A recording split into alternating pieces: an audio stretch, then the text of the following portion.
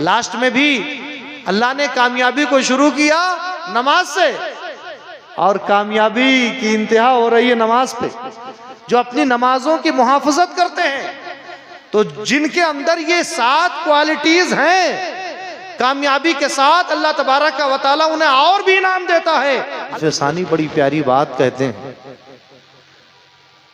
कि खल्के खुदा में सबसे बड़ी जात मोहम्मद मुस्तफ़ा की जात। ऐसे ही आमाल में कह सकते हैं, तोहफों में कह सकते हैं, सबसे बड़ा तोहफा नमाज का तोहफा। जब मखलूक की सबसे बड़ी हस्ती बारगाहे रब्बुल इज्जत में बारियाब हुई और मकाम क़ाब कौसैन में रब के दीदार में वो मसरूफ हुई, मुशर्रफ हुई रब के दीदार से, तो अगर नमाज से बड़ा कोई तोहफा होता खजाने रहमत में तो अल्लाह जरूर देता, लेकिन कोई और तोहफा नहीं दिया, नमाज का तोहफा दिया। इसका मतलब खजाने रहमत में नमाज ही सबसे अजीम तोहफा।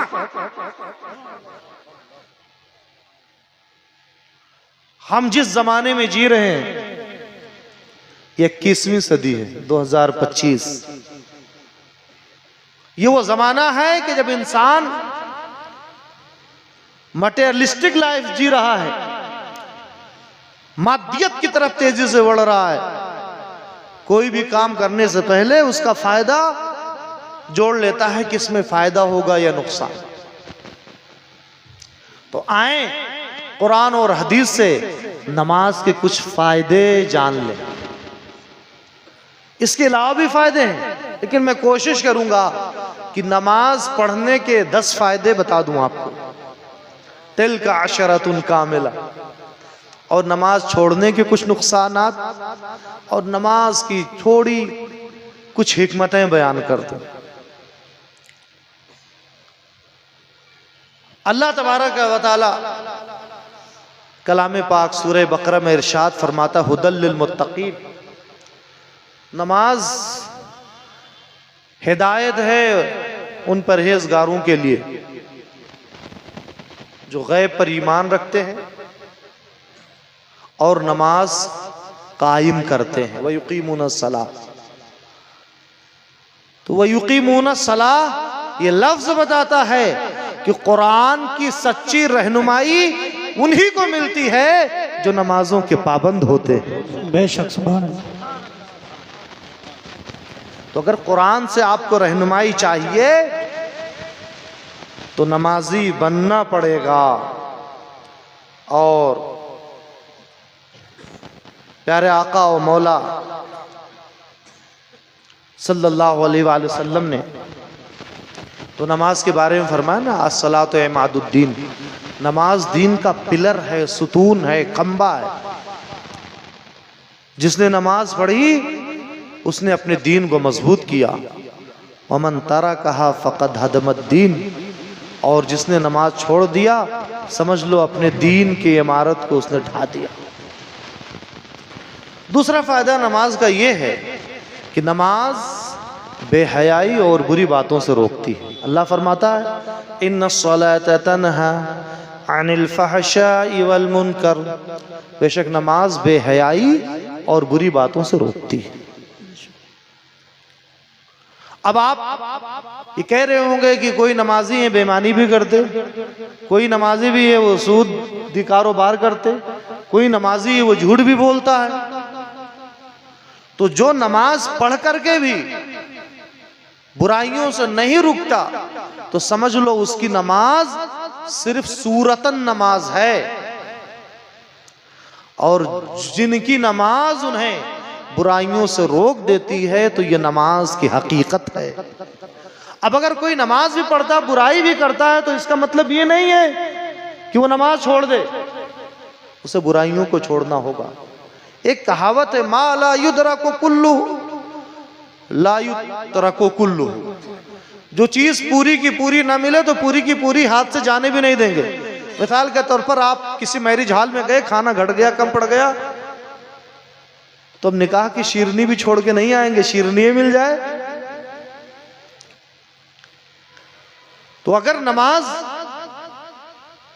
आपकी जाहिर सूरतन नमाज है, हकीकतन नमाज नहीं है, तब भी आपको सूरत ही को कॉपी करना चाहिए, कॉपी करते रहना चाहिए। इस्लाम में बंदा कॉपी करते करते करते करते हकीकत और मंजिल तक पहुंच जाता है। सुभान अल्लाह, सुभान। अगर आप नमाज पढ़ते रहेंगे तो इंशाअल्लाह एक दिन हकीकत नमाज तक आप पहुंच जाएंगे और नमाज आपको बेहयाई और बुरी बातों से रोक देगी। तो नमाज का दूसरा फायदा कि नमाज बेहयाई और बुरी बातों से रोक देती। अब तीसरा फायदा नमाज का कि नमाज पढ़ने से खुशू और खुजू की दौलत हासिल होती है, जो कामयाबी की गारंटी है, जमानत। खुशू खुजू मतलब दिल से अल्लाह की मोहब्बत और अल्लाह के अनवार में डूबकर बंदा सजदा करे, बंदा रुकू करे, बंदा तकबीर कहे। एक किताब आई है मार्केट में, बड़ा धूम मचा दिया, 7 हैबिट्स के नाम से, कि 7 कामयाब लोगों की 7 आदतें। और कुरान पाक में कामयाब लोगों की आदतों के बारे में, 7 हैबिट्स के बारे में जाने। कामयाबी के लिए कुरान पाक में 3 वर्ड्स यूज किए जाते। एक नजाह का लफ्ज है, एक फौज का लफ्ज है और एक फलाह का लफ्ज है। नजाह कहते हैं वक्ती कामयाबी को। बच्चा इम्तिहान में पास हो गया, नजहा फिल इम्तिहान, कामयाब हो गया। उससे बड़ी कामयाबी होती है किसी ने फजीलत कर ली जामिया अशरफिया से, अलीमिया से, बरेली शरीफ से, कद फाजा, कामयाब हो गया। लेकिन नजाह के बाद भी नाकामी हो सकती है और फाजा के बाद भी वो प्रैक्टिकल लाइफ में फेल हो सकता है। लेकिन एक तीसरी कामयाबी है कि जिसमें बैक गियर नहीं लगता है, कामयाबी ही कामयाबी है, उसके बाद नाकामी नहीं है। वो कौन सी कामयाबी है? इस कामयाबी को बयान करने के लिए अल्लाह ताला ने फलाह का लफ्ज फरमाया है। कद अफलहा, वो कामयाब हो गया। अल्लाह ने ताकीद भी फरमाया कि यकीनन वो कामयाब हो ही गया। इसीलिए नमाज में ये नहीं कहा गया हय्या अलन नजाह, हय्या अलल फौज, बल्कि कहा गया हय्या अलल फलाह। नमाज ऐसी कामयाबी अता करती है जिसके बाद नाकामी है ही नहीं। तो अल्लाह गारंटी लेता, क़द अफ़लहल मुमिनून, वो लोग कामयाब हो गए। वो मोमिन कौन? अल्लज़ीना हुम फ़ी सलातिहिम ख़ाशिऊन, जिनकी नमाजों में खुशू और खुजू है। वो दिल से नमाज पढ़ते हैं और रिया से, दिखावे के लिए नमाज नहीं पढ़ते, किसी के खौफ और डर से नमाज नहीं पढ़ते, दिल से अल्लाह की मोहब्बत में डूबकर उसका सजदा करते हैं। तो ये कामयाब मोमिन की पहली क्वालिटी क्या है कि उनकी नमाजों में खुशू और खुजू हो। नमाजों में क्या हो? खुशू और खुजू हो। वल्लज़ीना हुम अनिल लग़्वी मुअरिदून, और वो मोमिन कामयाब हो गए जो लायानी और बेकार बातों से बचते हों। जो लायानी और बेकार बातों से बचते हो। हदीस पाक में मिन हुस्न इस्लामिल मर्इ तर्क मा ला यानी, सबसे अच्छा मुसलमान वो है जो लायानी, गैर जरूरी और बेकार बातों से दूर हो जाए। हम लोग झूठ और बेकार की बातों को क्या कहते हैं? ये जमाना ऐसा है कि जमाने में जितनी बेकार चीजें हैं उनके पैकेट बड़े अच्छे होते हैं, उनके नाम बड़े अच्छे। सूद का नाम पॉलिसी है, झूठ का नाम डीलिंग है। तो बेकार चीजों को हम लोगों ने क्या कह दिया? डीलिंग का नाम दे दिया। जबकि अल्लाह फरमाता है वो मोमिन कामयाब हो गए जो लग़्व और बेकार चीजों से, बेकार बातों से दूर रहते हैं। तीसरी क्वालिटी कामयाब मोमिनीन की, वल्लज़ीना हुम लिज़्ज़काति फ़ाइलून, और जिन्हें अल्लाह ताला ने मालिक निसाब बनाया है, साहिब निसाब बनाया है, वो अपने माल की ज़कात अदा करते हैं। ऐसे मोमिन भी कामयाब हो गए। वल्लज़ीना हुम लिफ़ुरूजिहिम हाफ़िज़ून, और चौथे नंबर पर कौन से मोमिन? जो अपनी शर्मगाह की हिफाजत करते हैं। शर्मगाह की मतलब ज़नाकारी से, मुश्तजनी से, या किसी भी ऐसे फेल से जो गैर फितरी है, वो बच जाते हो तो समझ लो वो कामयाब हो गए। और कामयाबी की गारंटी कौन? ले रहा है? हमारा मौला ले रहा है और ऐलान फरमा रहा है, सनद दे रहा है, क़द अफ़लहल मुमिनून। और आगे अल्लाह फरमाता है, वल्लदीना हुम लिअमानातिहिम व अहदिहिम राऊन, जो अमानत अदा करते हैं। मैंने आपके पास 20 रुपए दे दिया, रख दिया अमानत के तौर पर, और 20 साल के बाद आऊं तो आपके पास वो महफूज मिले, तो ऐसे शख्स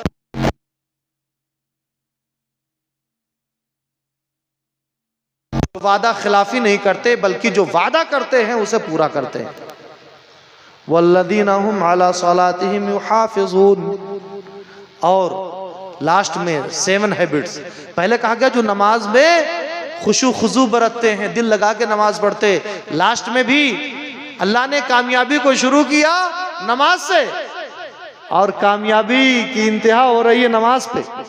जो अपनी नमाजों की मुहाफजत करते हैं, तो जिनके अंदर ये 7 क्वालिटीज हैं, कामयाबी के साथ अल्लाह तबारक व तआला उन्हें और भी इनाम देता है। अल्लाह इरशाद फरमाता, उलाइका हुमुल वारिसून अल्लज़ीना यरिसूनल फ़िरदौस हुम फ़ीहा खालिदून। ये वो लोग हैं जिन्हें वरासत में अल्लाह तबारक व तआला जन्नतुल फ़िरदौस अता फरमाएगा। तो नमाज का तीसरा फायदा कि नमाज खुशू और खुजू आपके अंदर डालती। चौथा फायदा, बड़ी प्यारी बात कहते हैं इमाम रब्बानी मुजद्दिद अल्फ़सानी ने, जहां नमाज के कमालात का जिक्र किया और मकतूब आप पढ़िए, चंद बातें मैं रखता हूँ। इमाम रब्बानी मुजद्दिद अल्फ़सानी फरमाते हैं, नमाज वैसे तो अरकाने इस्लाम में से दूसरे नंबर पर है, सेकंड नंबर रुतबा है। पहला रुतबा अकीदे का है और दूसरा मर्तबा और रुतबा नमाज का है। तो ये अगरचे जुज है, लेकिन अल्लाह ने इतने कमालात इसमें रख दिए कि इसने कुल का दर्जा हासिल कर लिया, इसने कुल का दर्जा हासिल कर लिया। फरमाते हैं, जिस तरीके से आखिरत की तमाम नेमतों में, जन्नत में सारी नेमतें होंगी, खुद अल्लाह फरमाता वलकुम फीहा मा तश्तही अनफुसुकुम वलकुम फीहा मा तदउन, कि जन्नत में तुम्हारी ख्वाहिश का हर सामान मौजूद होगा। दूध की नहरें होंगी, शहद की नहरें होंगी, जन्नत के महल्लात की एक ईंट सोने की होगी, दूसरी चांदी की होगी, गारा मुश्कंबर का होगा, और घास की जगह जाफरान वहां उगी होगी। तमाम ख्वाहिशें, तमाम नेमतें मौजूद होंगी, लेकिन इन तमाम नेमतों में सबसे बड़ी नेमत अगर कोई जन्नत में है आखिरत में, तो दीदार इलाही की नेमत है। सुभान अल्लाह, दीदार इलाही की नेमत। तो जिस तरीके से आखिरत की नेमतों में सबसे बड़ी नेमत दीदार इलाही की नेमत है, ऐसे दुनिया की तमाम नेमतों में, तमाम अमाल में, खा वो हज का अमल हो, खा वो ज़कात का अमल हो, खा वो रोज़े का अमल हो, तमाम अमाल में, तमाम नेमतों में सबसे बड़ी नेमत अगर है तो वो नमाज की नेमत है। नारे तकबीर, नारे तकबीर, नारे रिसालत, मसलके आला हजरत, मदरसा नूरे मुस्तफ़ा, हुजूर अमाने अहले सुन्नत, रसूल आज़म कॉन्फ्रेंस, नारे तकबीर, नारे रिसालत। क्यों नमाज की नेमत? नमाज मेराजुल मोमिन है, नमाज जो मोमिनों की मेराज है। हुजूर की मेराज क्या थी कि हुजूर को माथे की आंखों से अपने रब का दीदार हुआ। यह अहले सुन्नत व जमात का अकीदा है। दुनिया में जितने भी अमाल हैं सवाब सब में है, ज़कात में दीदार इलाही नहीं है, हज में दीदार इलाही नहीं है, और चीजों में दीदार इलाही नहीं है। जिब्रील अमीन ने जो तीसरा सवाल किया था हुजूर से, मल एहसान या रसूल अल्लाह, या रसूल अल्लाह एहसान किस चीज का नाम है? तो आका ने फरमाया था, एहसान यह है कि अल्लाह की इबादत ऐसे करो गोया अल्लाह का दीदार हो रहा है। सुभान अल्लाह। और अगर ये चीज पैदा ना हो सके तो ये चीज दिलो दिमाग में रहे कि तुम्हारा रब तुम्हें देख रहा है। अब गोया कि आप दीदार इलाही में मौह है, मगन है। दीदार की नेमत अगर किसी इबादत में है तो वो नमाज की इबादत है। माथे की आंखों से दीदार की बात नहीं कर रहा हूं, ये दुनिया इस लायक है ही नहीं कि इसमें जमाले यार मुनाकिस हो सके, इसमें अल्लाह का दीदार हो सके। दुनिया इस लायक बनी ही नहीं है। तो तो क्या नमाज एक ऐसी इबादत है जो नमाजी को दुनिया की सरहदों से निकालकर आखिरत की सरहदों में दाखिल करा देती है और दिल की आंखों से बंदा अल्लाह का दीदार कर सकता। सुभान अल्लाह, सुभान अल्लाह। तो चौथा फायदा कि जिस तरीके से दीदार इलाही, रूयत बारी आखिरत की सबसे बड़ी नेमत है, ऐसे दुनिया की नेमतों में नमाज की नेमत सबसे बड़ी नेमत है। बेशक। वहां दीदार बारी और यहां नमाज। पांचवा फायदा, नमाज पढ़ने से गुनाह माफ होते हैं। गुनाह अल्लाह फरमाता है वाक़िमिस्सलाता तरफ़इन नहार व ज़ुल्फ़म मिनल लैल इन्नल हसनाति युज़हिबुन्नस्सय्यिआत ज़ालिका ज़िक्रा लिज़्ज़ाकिरीन, कि नमाज कायम करो दिन के दोनों हिस्सों में, रात के कुछ हिस्से में बेशक अच्छाइयाँ बुराइयों को मिटा देती, नेकियां बुराइयों को मिटा देती हैं, और ये नसीहत है, नसीहत कबूल करने वालों के लिए। बेशक। तो इस आयत से पता चला कि आप नमाज पढ़ते रहें, आपका रब आपके गुनाहों को माफ फरमाता रहेगा। सुभान अल्लाह। छठा फायदा नमाज का, कि नमाज पढ़ने का मतलब कि आप अपने दीन की बुनियाद को मजबूत कर रहे हैं। हज़रत अब्दुल्ला इब्न उमर रिवायत करते हैं, आकाए करीम रऊफ़ रहीम सल्लल्लाहु अलैहि वसल्लम इरशाद फरमाते हैं, बुनियल इस्लामु अला खम्स, इस्लाम की बुनियाद 5 चीज़ों पर है। शहादत अल्ला इलाहा इल्लल्लाह व अन्ना मुहम्मदन अब्दुहु व रसूलुहु, ये गवाही देना अल्लाह एक है और हज़रत मोहम्मद मुस्तफ़ा सल्लल्लाहु अलैहि वसल्लम अल्लाह के बंदे और उसके आखिरी रसूल हैं।